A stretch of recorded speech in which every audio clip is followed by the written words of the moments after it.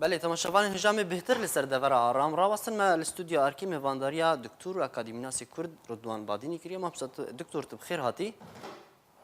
وەکو تێخویاکردن دەڤەر ئارام هەن بە هەن نزیک دەبە رووسیا دەبێژە و ئەوێ پۆلیسین خۆی لەشکری بڵاو بکە ئەمریکا دەبێژە دخوازە کۆلشوونەوە هێزین ئۆروپی بگرە و تورکیاژی دەبێژە دەوێ ئەو دەڤەر دبن کۆنتترۆلا وان دەبە ئەف دەڤەر وێژگیرە بە ململانك قال لك قدس وزحمة حتى ها حمي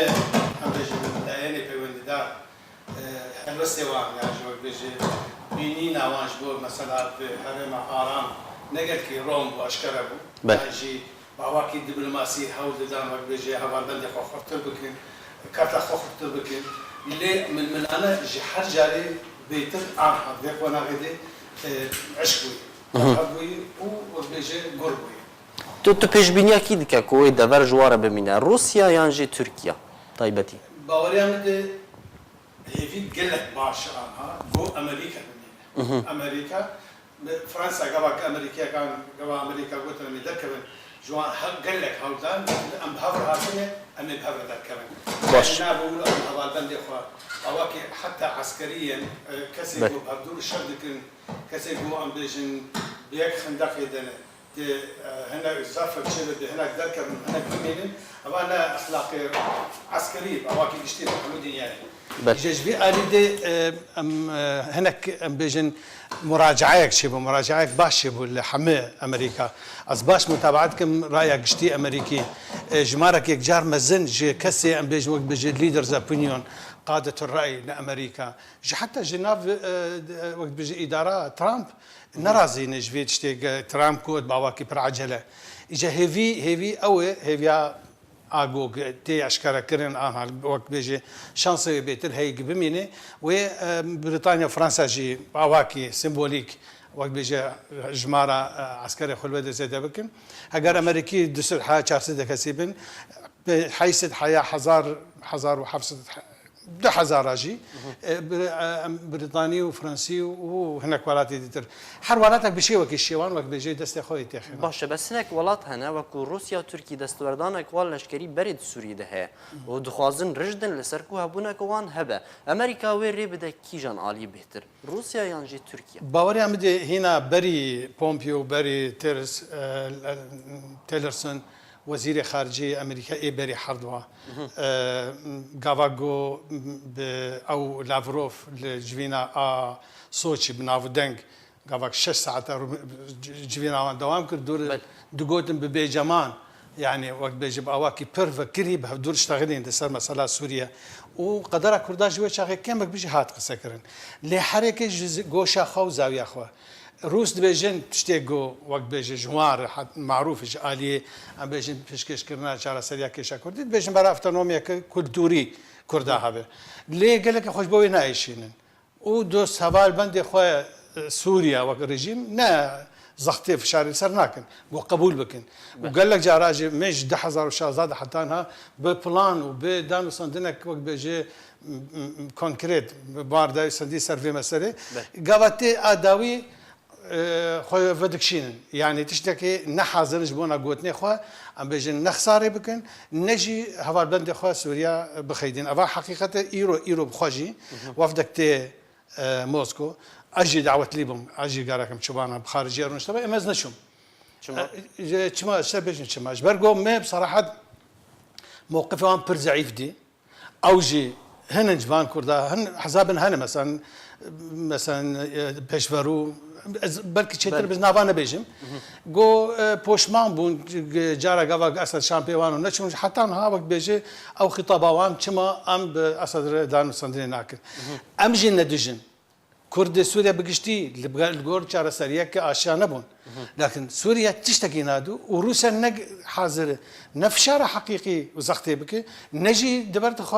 ماندو بك يعني نجبونا اللجنة السورية نجبوش عندنا بجن بكردا نل أستانا نل أستانا نل سوتشي التزامك سياسي حقيقي نبو أزيك كسي حاضر بهم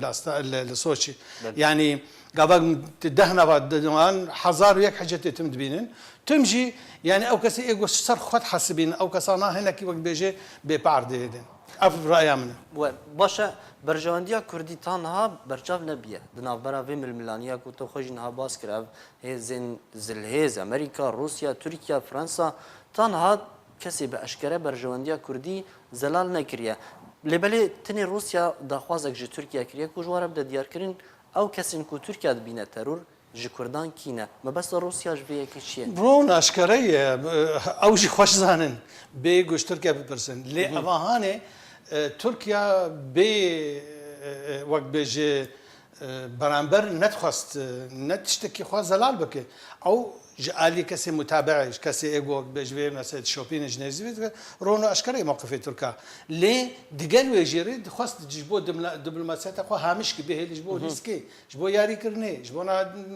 ديماغوجيتي جيبونا بروباغندا فوالا كرد بريمانه ام ندجي كردانا افتشانا اوكي خطابا دا روجانا مدبيزن لي بريتا نا مستحق جوزماني ببارستن نا مستحق جو مافي ببارستن نا مستحق اوكي شاشيه بي دي و بي كي ام دفاع البرناكن اما انا امجي ديجي وانا بلام كرد هنا ياكل الجوان جوينه جو تشيبو الموسكو مي بخوا از دقال بسبور شارزاي كيشا كردي اي روسيا ما بهفر بيشكش دكر قنصليوان جونشتيبو دبيجي ام ندجي كردان وكرد بريمن ونزانشي ام دجي ارهابين وقرك اشكره بيجي مو اشتا بيتر دجي ارهابين يعني ما بس مزمان نموناتين جبنا كسر متى ما شد كد صوره دم مو اشتا بيتر دجي وانا لكن جمر بيش تيش بو كردا تشيش كردا قبول لك كرد وطننا هون بيجن حفتي بينج اندامي اك بارتي هنا كرد هون بيجن ناوي شي جدرفي بي دو بي كي كرد باكور نظام چند كردي بارتي جروب ديتر هنا لين كان اندام بخبشن ناوي شي برلمان كما هون شعيتي نادنوان اوجي بهفر اتفاقوا هف بيمانه شي كان انا شاش حفت حزب كردي هنا انا خازن ذاك من هالبجاردين داويجي ما بس امن قابا تبو خاز الحجتها بقري تتم هامشكي مارجكي شخور به لجبونا قلت تدلياريه بك يعني تدليزي سرقوتنا وكيشا كردي 20 مليون 25 مليون تركيا كان صرناك تفی کو اف دبرا آرامیا کنها باز جرته کرن کار جرته کرن تواهیا دبرین کردستانی لکردستان سوری الخواد گره لبله بفعلی و پارا کردات دهبه زانه کاک زید باوری آمده درفتک زیرینی آنا هی جبا کرده لمخابن بده جاران برین ها دیرو کامد میجوا آمده اف دیارده دوباره بویه مثلا جماعتك جروبك بارتيك عشيرك هوزك نظام چه شردكن ديجي برانبري وان شردكن ديجي وان شردكن اما بيويست ام بزانبن كرد خلصناك حياس بيت بيجي استجر باورناكم انه مثلا افتيزي انا اي بي دي تكفن سريا يعني شيء معقول انا لكن برانبري و برافاجي و ايدي ايجو كوان ام بيجن كواليسيون نبنا تويد جداش ياجي عالم اسره دوليه والناس كينش كردا براج مر بيجن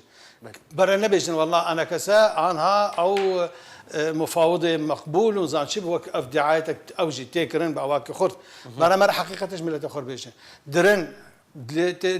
الحمكه سيقداريتكن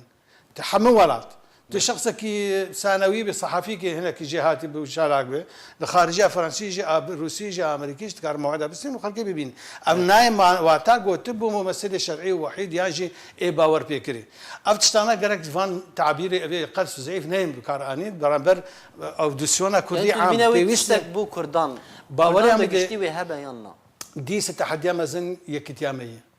تشالنج هاري مزن كرد وهبن وك ام بيجن مفاوضه بهفره افتشتي انا امريكيت كن دسخوشيل واندكم ودسخوشيل انا كسجتكم ايجو قايل بون بوار رونشتن تشل خرابشكي لكوباني تشل هوليري افتشتنا معروف نعطينا ناس كرن اعلام مراجعندنا دي بحثوا عن تكرن افانا هنغافن زور باش هاجرن بخازن وان شاشيه ديجي جي دور بخن ام كارغريا ما باشتر به لسر ملتي ما وام بيجم يكرنا هالوسط كردي بيويست ام جوان شانا بنكشن شاشي قال لكن وجار هي نشاشيجي يعني هن حمد جاده وقت ليسك نزلات جي هي لكن جبونا تنق جبروان بدا يا وقت بيجي جبني جوان وقت بيجي مافورة بكشينه قرقت حاضر به اويش خو باور بحم كسر كار بدو بستينه اويش خو باور اجتيزا خوج هذا خوج قوات خو جي برينسيپ خو جي بلان وبروجي خو باور به تناطر سجن ساكي بزعيف ربير بدو ستينه قالت خديه كيشي بيجي التجارات الحاجات ناقر شد باوري عمد بيوسي اباهاني نبيج مره استنغ وقت بيجي ريغربه جبونا تشكرنا الوسط كردي مشترك هبش باشا نموذج عراقي اگر هي ورا دوباره كرن تفيكو كردستان سوري نل سر هبن لبري ارادك دولي هي کو تشتكي ده بركي درست بكن و تایبەتمەندیە کە کوردان تێدا هەبە ئەو تایبەتمەندیە کو وەرە دروست کردن تایبەتی ئەگەر قەدەغەفرین هاتە ڕاگەهاندن وێ کورد بکارن قۆناغا سیاسی ده پەیوەندیان یان ji دانوستاندنان لەگەل سەرخەبوونا خۆیان ئیداری بکن باوەریان بدە ئەو دەرفەتە سوبژێکتیڤ ذاتی هەیە ئیرۆ تەفگەرا کوردی ستەویایە جمارك باش جي سياسة مدار وروشنبير وشارزا وبسبوري حمو بواران ديتشيبونا وقت بيجي رافاندا كردي لأوروبا جي جمارك باش جي كسي چالاك درخستية يعني قابك ام خديل ملت خدر كفن خديل كادر خدر كفن نرينك حزبي طنق ننرن وانا قش بمن سرمياني مرو تيخن كار وعلي كار من بوارد باوري عم دكارن ويجي فراغه هي داغرن ويكارن من خدي لحق خجر كمان جفينك عام لازمه جفينك اما حمك سي بيوندي دار كارن وتيزي وان هنا برهمي وان هي اماكا وان هي بارا وان هي دي شكرنا في ام بيشن حدث دي بهدورون او دبيجي اواكي شرعي دا خواز بكن هريما ديجي فرينا فروكان دروس افايات به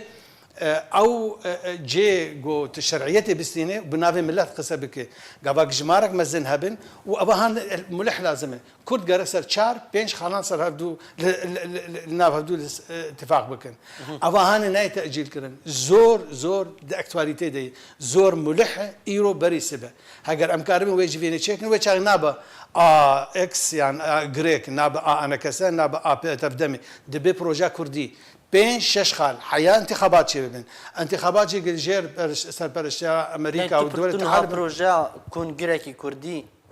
نتوي عن اجتماعي سوري نحتى سوري نحتى نكرد نتن كردي إيرورو قدر دير زوري ودرقة واجي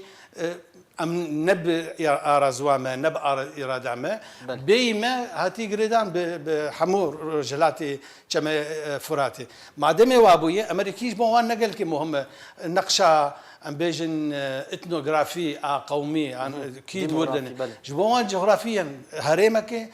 هفدو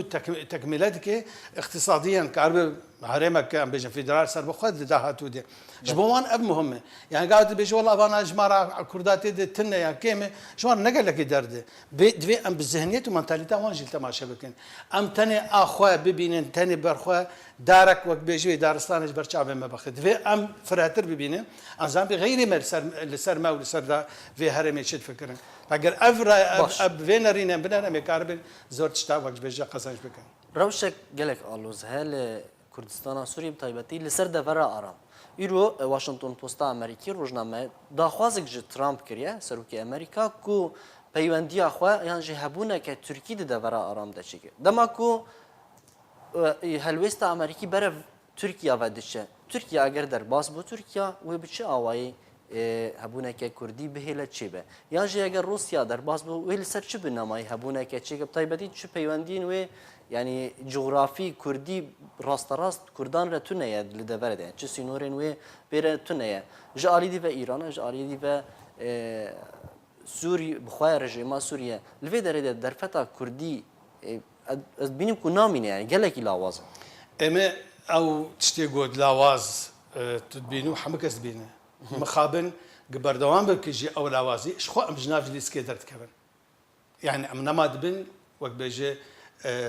ياريزان يعني ياريكان بل امينه ما دليسكي دبنج تركيا بمينه بيسنا كان بقرن كاوي شبكه جمال نمونه عفرين الديار واشكري چت گلوێ دەکەێت باوەڕ ناکەم لە ڕۆژەلاتی فراتێ باشتر بکە رووسیا هەممە هەولە خۆت دێ وەک ئانم گۆ پرۆژەیەکوان هەیە ئەو پرۆژە ئەمە دریان بێژن بەلکی ناواژی مەرە نەحوژی مەرە بێژە دریا وەک قەدری جەمیر و هەنێکی دیتر ئەنو قەدری جەمیر وەک قەد خۆ کورجی ناس ناکە پلاتفۆرما موسکو لێ خوازن دریاوان وەک بێژێ قەبارا کووردا گەورەتر بکەن ئەو کەسی حاضر بن وان پێشکەش بکەن وان بەر بن ڕێژیمدا دەح بدەن بە حەد ئەدنا ڕژیمژی ئەمزانە تشتێکی نادە سەقفێوەی بلند دەستورە 2012 زێترتنە ئەو مافی وای زمانی کوردی و وردوێ مەسئلە مصطلحاتی ئیداری قەت نەحاضرن يعني نتن إدارة ذاتية قبول ناكن تاني بيجي إدارة محلي أو تعبير ومصطلح يجوب كارتانين هنا أيام أسدي بافده برولو أبهاني أنا باوريا مدي ليسكك بر آلية حتى أنها أو شيء روس وأمريكان جارك دسوتش سر اتفاق كرمون بيح ما أطرافي ديتر ديار أواجي بدك شيء باش بدك شيء بيشتي جو بسركتن الحلبة ولا غوطة ولا باشوري سوريا ولا وأنا ادلب ما يقولوا هنا كي وقت بيجي ريجيم كتير شعب خا ودبينه انه والله بهزبوي وحاول دي وقت بيجي هل مرجع بتشبسين فرض بكل سنه كاسيدي يجبروا له ماي خاله هري اساسي جبو كردان وقت حمه قناغ إيرا بردو تاريخ كردي دهات دوباره كرن سبب إشكال عندنا كردا كردون هجر أباهان البرشاوي سياسة المدارة ما بمين وك خالق أساسي وهول بدن وي چارەسەر وێ علاقا ئاساسی گۆبژێش کەستبوون چارەسەر بکەن و باوەڕام مافێمە شانسێمە هەیە ئەم ببن خودی تشت و خودی ئەم بێژن gelek spas دکتۆر ئاکادیمناسی کورد دکتۆر ڕدوان بادین گەلمە بوو gelek spas ji بۆ بەشداربوونا te gelme